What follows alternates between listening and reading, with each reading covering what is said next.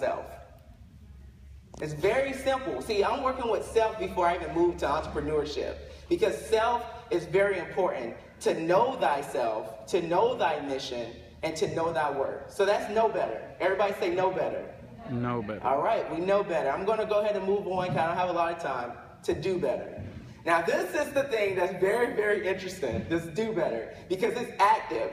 And you know, 75% of Americans, 75% of Americans do not perform, they perform average according to statistics, because they do not work beyond measure to be active, and like exercising. So you'll get up, you didn't exercise last night, you'll just walk to work, you go, you know, very, very minimum, and you're happy because you went to work, you clocked out, go back to work, and then go back home, go to sleep, wake up and do it again. That's the average American. Some people go and take their kids to the park. Some people may play tennis. Some people may do these things. But the average American say, I'm just going to go to work, be a consumer, and go back home. And that's kind of average performance. So this is doing better. I really want to talk to you guys about the entrepreneurship muscles. The entrepreneurship muscles. And it's really related just like working out. You have to constantly work at whatever you want to be in this society. And guess what? Just like working out, they always say the one thing that people always dismiss, and the most important thing, is the kitchen. They always say what you eat, what you drink, is in the kitchen. And in the entrepreneurship world, our kitchen is our minds. Okay? Whatever I drink, whatever I eat, whoever I'm around, that's feeding my mind. And it's very important to know that that's the strongest muscle of entrepreneurship. The strongest muscle of entrepreneurship is your mind. If a man takes another man's mind, the man has taken another man's power. If a man takes another man's mind, the man has taken another man, or took another man's power. Your mind is very important. In that kitchen, that entrepreneurship kitchen, you need to work that. And it's just like working out. If you continue to develop a routine, which is good, you must have a routine, that's very key. But if you do the same reps, how many of us worked out or try? We try. I do it halfway. Okay, I know. Me too. I need to work out. But the thing is that it's just like doing reps. And working out, you go and do reps. You do the same thing when you work out. You're trying to pump the muscles. But guess what? If you do that same thing every day, you get used to doing the same thing. But as entrepreneurs, we want muscle mass. And you're not going to get muscle mass by doing the same reps every day. You're not. Because your muscles are not hitting fatigue. You're not challenging your thoughts as your entrepreneurship thoughts. And so you're not going to bigger and better things. So it's very, very important in the entrepreneurship muscle that you work. And it may just be 1 pound that you put on the next day. It may be 3 pounds the next day. But guess what? That's pounds you never ever felt before.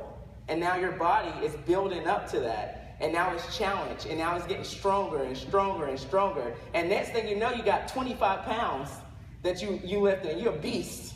You like everybody come to look at you. Now you posting selfies on Facebook and you want to show your body off and stuff like that because you have now gotten stronger than you've ever been before. And that's what entrepreneurship is about. You have to exercise. You have to work at it. You have to challenge yourself. You have to make sure you be your own motivator because you cannot expect your spouse or your kids to be your motivation all the time.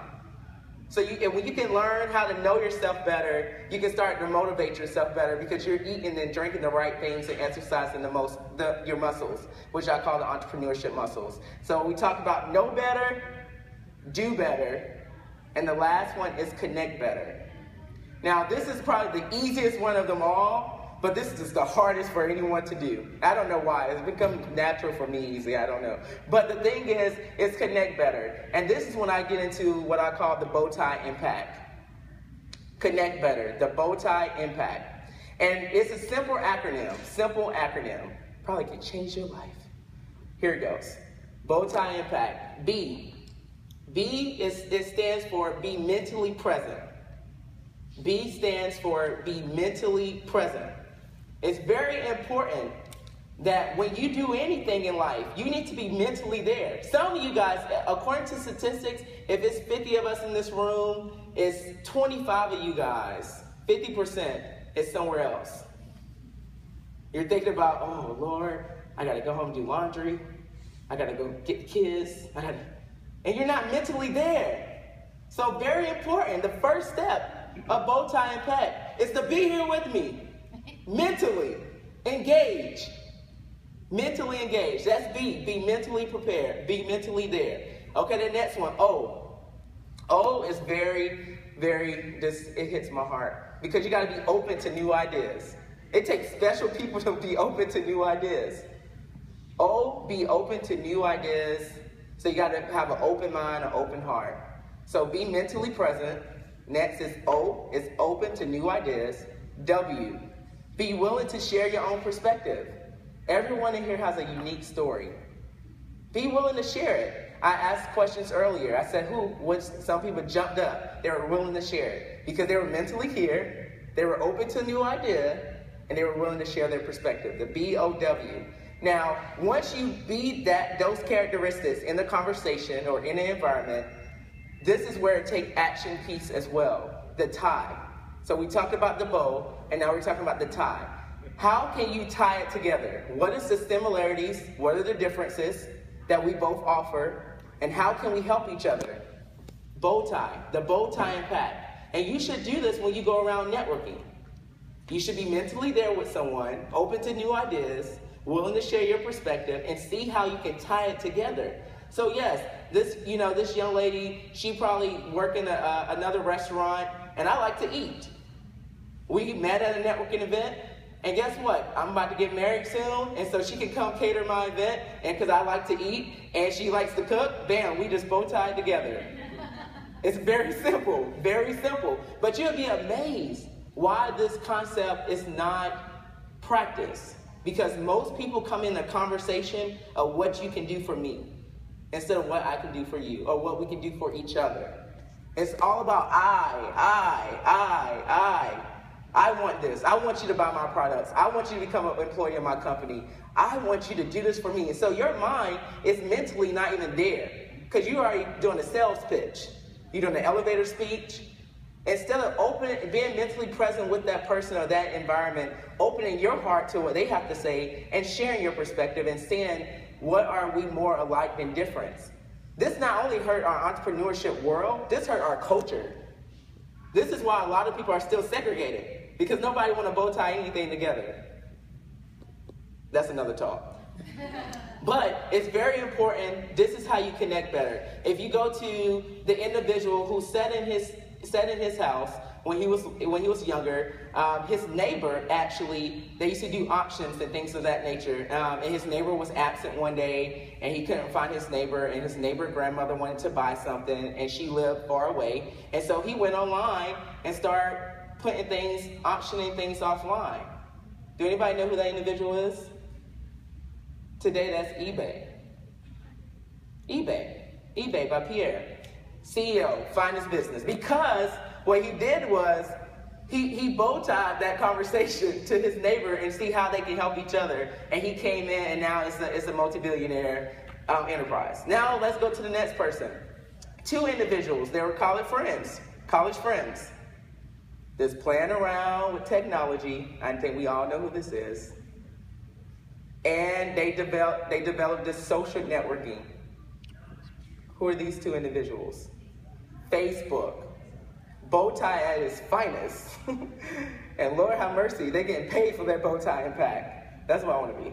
But then you go to another individual that talked about, they have the same name, but different last name. And they were talking about technology, and they saw how they can work together, and they became co-founders.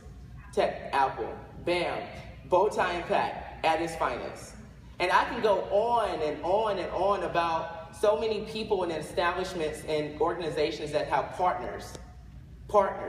They have partners. These are Bowtie Impacts, partners. Because they see that when they came together, we can help each other out. We tie that together because they seized the opportunity, and now it has built onto greater and bigger things. So, Very simple. When you know better and you do better, connect better, it leads to a better you, a better entrepreneur, a better leader, a better organization, a better product, a better life. I mean, who in here do not want a better life? And I would tell you, based on my own life, is that that's how I was able to get out all those cards that were stacked against me and rip them up. Because I bow tied every time I had opportunity. I bow tied and made an impact, and it made an impact on my life. I joined Rotary. Very active in Rotary. I love Rotary. And if you ask anybody in my club, or if you were my Facebook friend with Bowtie Jenkins, you would know that I love Rotary. Rotary was a place that, it was an organization I never heard of, actually, until I got here. And I was getting ready to, when I started working at the University of Arkansas, my first year here, I came here from Illinois, I came from Chicago, and this was different. Northwest Arkansas was very different. It was different because not only did I not have a social outlet, I didn't see people that looked like me on campus, and it was a challenge. And so I went to the Chancellor Gerhardt, and he's one of my mentors, and I said, I was telling him that I was thinking about leaving. I had a job offer to go back to South Carolina at USC, and I was like, that's because I don't really know Fayetteville. I'm from the city. Everybody like to go hiking and, running, all this stuff that we don't do. I mean, I didn't do those things. I only saw like deers and squirrels. I never saw horses and land and all that stuff. I saw that on TV. But it was challenging for me. But what he said to me, he said, Todd, you should go and learn Fayetteville. You should, and an organization that can do that for you, or can teach you or expose you to Fayetteville is Rotary. And so he sponsored me into Rotary. What we did in that conversation, and now I'm like a leader in Rotary, I'm on our district board, I love Rotary. I have a unique passion in Rotary. I actually help bring individuals from other countries to America, and I allow our students to go to them for a whole year. And I do that exchange program, and I love that. Because it is bow tie impact at its finest. But me and the chancellor, that's what happened. It was a bow tie conversation, and it was a bow tie impact. And so I just want to give you guys that encouragement and example that when you meet different people, it's okay. You may be a little like, okay, I don't want to tell them my business, or I don't want to be offensive. Sometimes you got to be offensive to see that you don't need to be offensive again. Like, you need to do that sometimes. Sometimes you have to get out of your comfort zone to grow. That's the only thing I want you guys to know. You cannot stay complacent for the rest of your life in your business, and all you guys are entrepreneurs in here. Because God gave you the mind and the heart to dream. So you're an entrepreneur. Now you just got to walk in your destiny. So everybody has the belief to be an entrepreneur here. And so to wrap it all up, I just want to say that really, when you do better, you know better, you connect better, it does lead to a better you.